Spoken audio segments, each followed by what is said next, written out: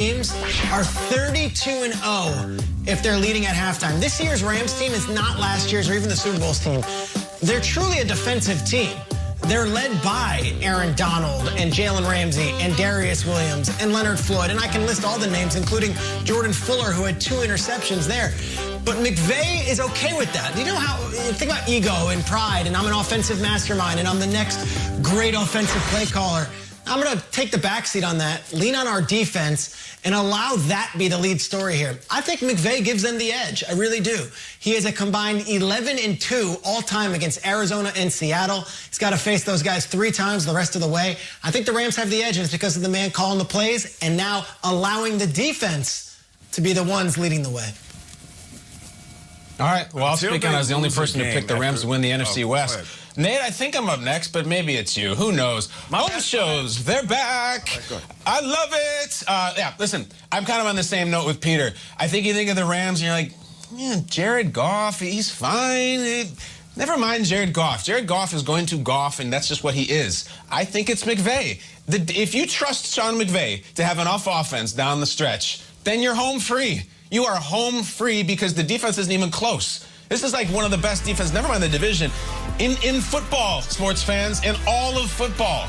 They have what matters, and it gets cold and it gets intense, the defense. So if you're going to sit here and say, I don't think they have enough offense, that's fine, but I would not bet against McVay. Did you see the clinic that Woods and Cup put on the other night? They have it going. They will win it. And I just have to say, Kay, their special teams coach last year was John Fossil. You hinted at this tale earlier in the show. What the hell happened with John Fossil? This was like Come on. a million years ago. I was in Manhattan Beach. I was living there for the off season, and I knew him from back in Rams days, Part 1, St. Louis, and I was literally walking on the beach, and there was a full-on Baywatch rescue happening, except instead of like babes in red swimsuits, it was John Fossil in the water, pulling a guy out onto the beach, brought him back to life, and like kept on walking. And I was like, "Sup, Bones? What's happening?" And I kept walking. True story. Awesome. Maybe it's out there. I'll look. I'll look if it's actually out there. I think I told this story on this very show before. Shregs, I told this story, haven't I? I don't remember. You have. He rescued someone right out of the waters, made a save, and last night wasn't as successful. Not as successful. That's all right. What do you think, Nate?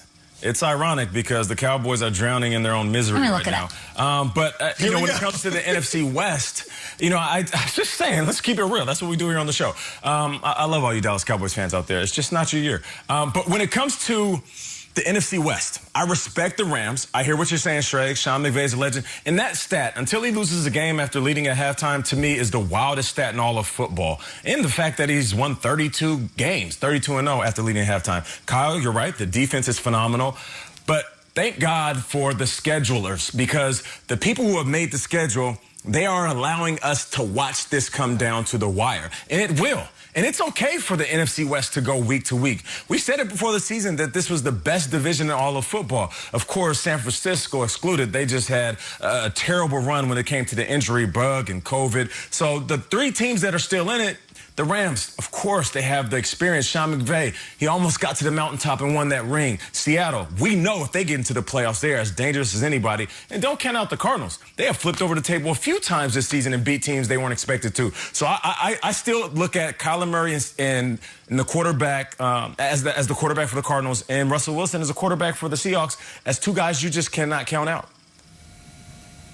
Well said. Rams special teams coordinator 2015, it was July, helped save the life of a man drowning in the Pacific Ocean last week by battling a riptide. Pulled the man to safety. I was an eyewitness.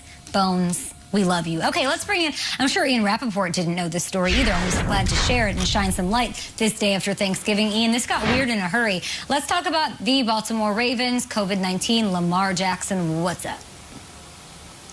Yeah, some new information this morning on not Lamar Jackson, but the other Ravens players who tested positive. From what I understand, Lamar's positive test, which came back last night around 6 or 7 p.m., I don't know, some point during dessert for Thanksgiving, whenever that was, there were several other Ravens players who also tested positive. In fact, there are now 4 positive tests that the NFL is looking at contact tracing for, trying to see who else is at risk, who would potentially be a high-risk close contact, who needs to be quarantined and removed from the team, and how this team can somehow be kept safe. And, Calais Campbell, the all-pro for the Baltimore Ravens, just responded to a tweet from colleague Tom Pelissero, actually, basically saying, we just want this contained.